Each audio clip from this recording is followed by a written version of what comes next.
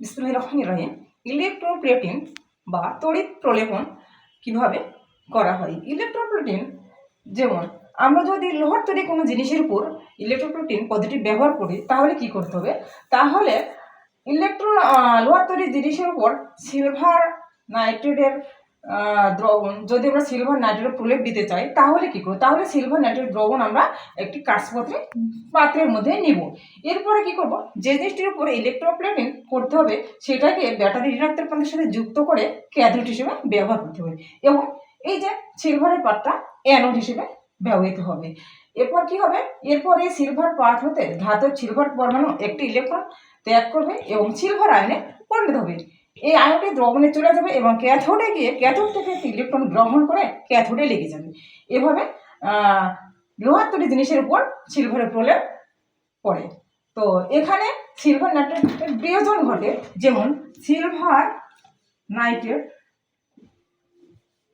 এখানে silver nitrate কি হয়, সিলভার নাইট্রেট ভেঙে যাবে এইভাবে অ্যানোডে বিক্রিয়া।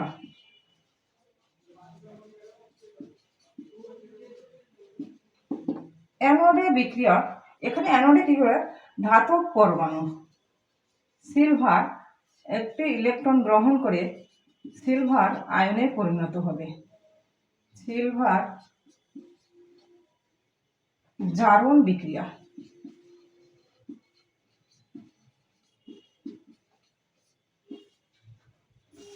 ক্যাথোডে,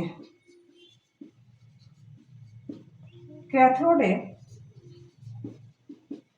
বিক্রিয়া, ক্যাথোডে কি হবে, সিলভার আয়ন একটি ইলেকট্রন গ্রহণ করে সিলভার ধাতুতে পরিণত হবে।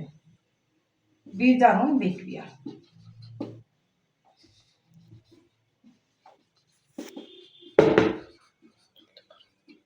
বিজারণ বিক্রিয়া, এই তো লোহার তৈরি কোনো জিনিসের উপর সিলভারের ইলেকট্রোপ্লেটিং।